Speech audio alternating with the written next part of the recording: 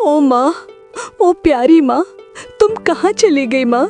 2 दिन से हम भूखे हैं माँ। तुम तो हमें पकड़ पकड़ कर जबरदस्ती खाना खिलाती थी। तुम खुद भूखी रह जाती थी, परंतु हमें अपने आगे का भी भोजन खिला देती थी। माँ, बारिश के दिनों में जब हमारे घर की छत से पानी टपकता था, आप हमें अपने आंचल में छिपाकर भीगने से बचा लेती थी और खुद सारी रात बारिश में भीगती रहती थी। हमें सूखे में सुलाती थी और खुद गीले में सोती थी। माँ, गर्मी के दिनों में अपनी धोती के पहलू को आप पंखा बनाकर सारी सारी रात हमारी हवा करती रहती थी। सारी सारी रात जागती रहती थी। कभी हम घर से नंगे पांव निकलते, आप कहती, बेटा चप्पल पहनकर ही घर से निकलना, नहीं तो तुम्हारे पाँव में कांटा चुभ जाएगा। देखो ना माँ, हम तो नंगे पाँव ही घूम रहे हैं। छोटी के तो पाँव भी पैदल चलते चलते सूज गए माँ। 2 दिन से माँ, ना तो हम नहाए और ना हमने कपड़े बदले और ना हम स्कूल गए।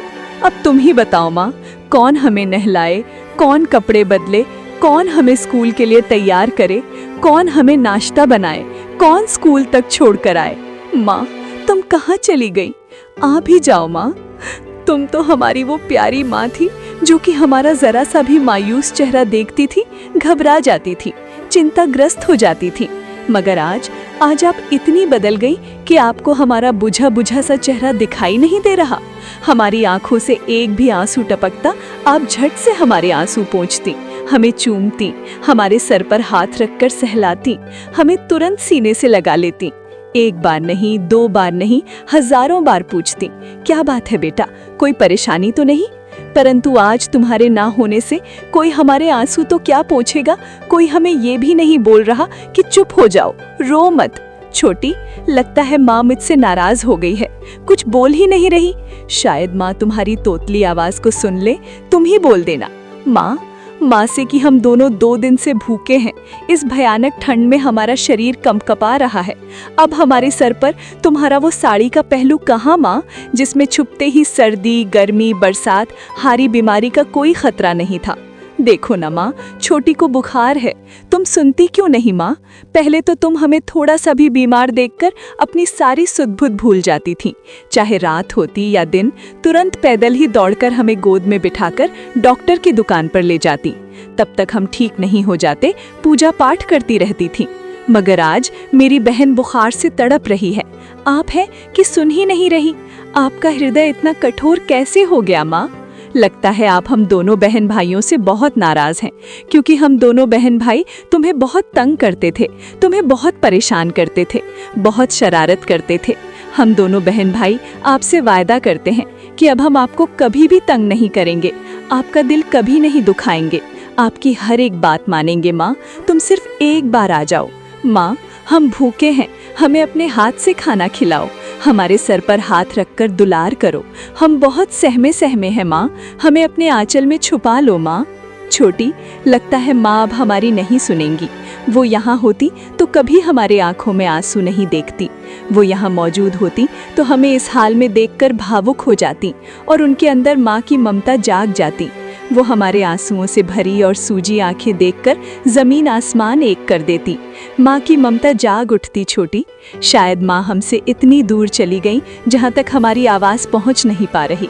चलो चलते हैं यहाँ से, इस मिट्टी की ढेरी के पास। अब हमारा गिड़गिड़ाना, चीखना, चिल्लाना, आंसू बहाना मुझे लगता है बेकार है। छोटी, हमें अब समझ जाना चाहिए कि अब हमारी माँ की कंचन काया मिट्टी की ढेरी में बन चुकी है।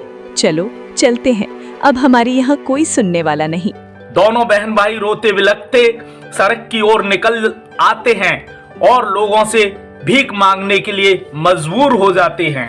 अरे छोटी, तुम्हें तो बहुत तेज बुखार है। ओ आसमान वाले, तू ही अब कुछ कर। हमारे पास तो कुछ खाने तक के लिए 1 भी पैसा नहीं है। इस दुनिया में बिना पैसे तो कोई दवा तो क्या, कोई किसी को मुफ्त में कफन भी नहीं देता। जिससे भी पैसे मांगता हूँ दुत्कार कर भगा देता है। कोई कहता है चल हट, खुले पैसे नहीं है। कोई कहता है अभी तक तुम जैसे कई भिखारियों को पैसे दे चुका हूँ। मेरे पास क्या कोई पैसों का पेड़ उग रहा है कि जब चाहूँ हिलाकर पैसे कब्जे कर लूँ और तुम जैसे फ्री फंड वालों को लुटा दूँ? कहाँ से आ जाते हैं दिमाग खन खराब करने। भैया देखो, वो सामने एक ड्रग स्टोर है, वहाँ से मेरे लिए दवाई ले आओ। मेरी तबीयत बिगड़ती ही जा रही है। अब तो मुझसे चला भी नहीं जा रहा। काश मेरी माँ होती तो उनके द्वारा मेरे सर पर हाथ रखते ही मुझे शिफा मिल जाती, क्योंकि माँ की ममता के आगे तो ऊपर वाला भी भाव विभोर हो जाता है। आज 3 दिन हो गए, माँ को देखा तक नहीं। जिधर देखती हूँ उधर से ही ऐसा लगता है मानो मेरी माँ आने वाली है, परंतु अफसोस, निराशा ही हाथ लगती है। डॉक्टर साहब, मेरी बहन की तबीयत बहुत खराब है, उसको बुखार आ रहा है, पर्चा बना दो। पर्चा बनाने के लिए 500 रुपए लगेंगे, हैं तुम्हारे पास? नहीं साहब, मेरे पास तो 1 भी रुपया नहीं है। तो पहले डॉक्टर फीस के 500 रुपए लेकर आओ, तब जाके दवाई का पर्चा बनेगा। यदि तुम्हारे पास इलाज के लिए पैसे नहीं हैं, तो फिर किसी सरकारी अस्पताल ले जाओ। सरकार ने बहुत से सरकारी अस्पताल खोल रखे हैं जहां एकदम फ्री इलाज होता है, यहाँ तक कि खाना भी फ्री मिलता है। साहब, सरकारी अस्पताल ले जाते तो मेरी बहन मर ही जाएगी, उस पर तो चला भी नहीं जा रहा।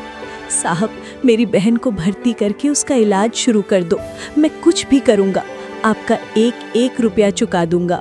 कृपया मेरी बहन को बचा लीजिए साहब। हम आपके लिए अपने क्लिनिक के नियम नहीं बदल सकते, कृपया यहाँ से चले जाइए। चलो छोटी करे तो जो करे सो ऊपर वाला करेगा। सरकारी अस्पताल की ओर चलते हैं। छोटी उठो बहन, चलो मैं तुम्हें सरकारी अस्पताल ले चलता हूँ। क्या हुआ, तुम उठती क्यों नहीं? तुम तो सो गई। उठो बहन, उठो, जल्दी उठो। अरे तुम्हें क्या हुआ, क्यों नहीं उठ रही हो मेरी बहन? अरे देखो जी, देखो भाई साहब, देखो चाचा, देखो बाबा, मेरी बहन उठ नहीं रही। इसे क्या हुआ?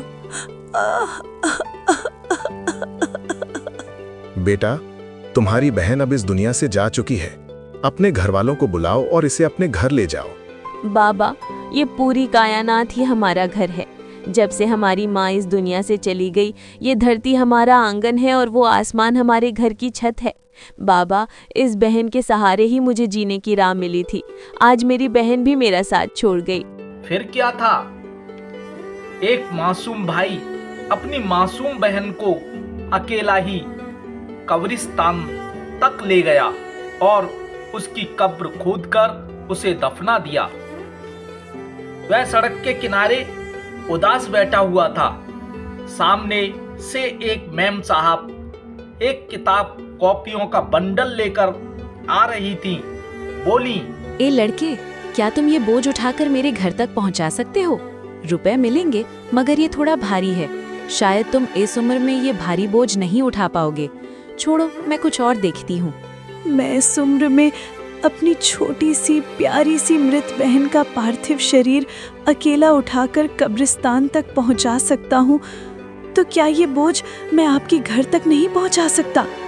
मेम साहब, दुनिया का सबसे भारी बोझ वो होता है जब कोई अपने परिवार के किसी सदस्य के मृत शरीर को अपने कंधे पर उठाकर उसे उसके अंतिम संस्कार की अंतिम विधि को पूरा करने के लिए ले जाता है।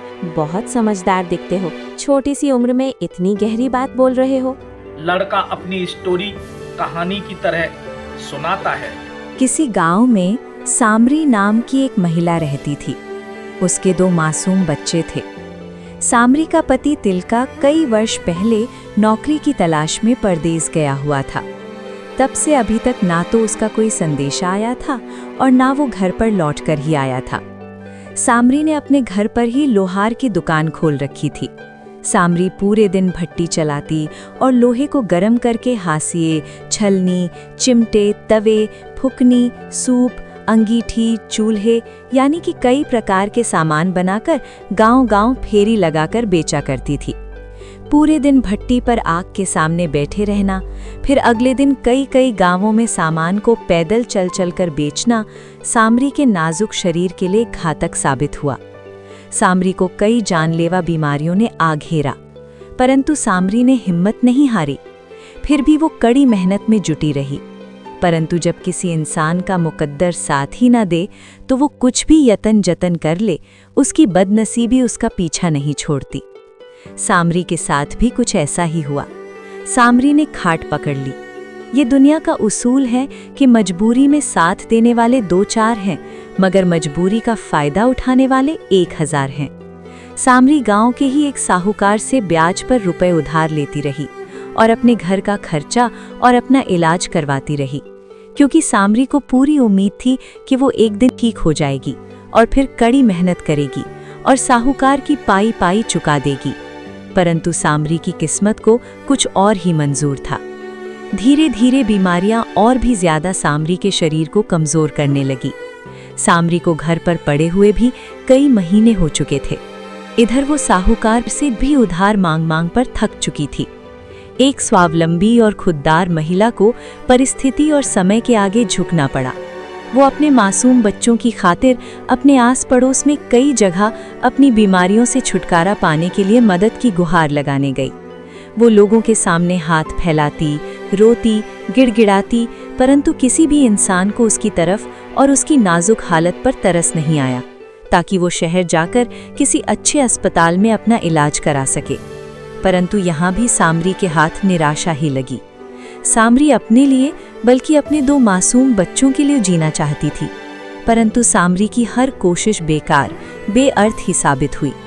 आखिरकार सामरी अपनी आंखों के तारे 2 मासूम बच्चों को रोते बिलखते इस बेदर्दी दुनिया में भटकने के लिए ना चाहते हुए भी छोड़कर चली गई और इस संसार को अलविदा कह गई।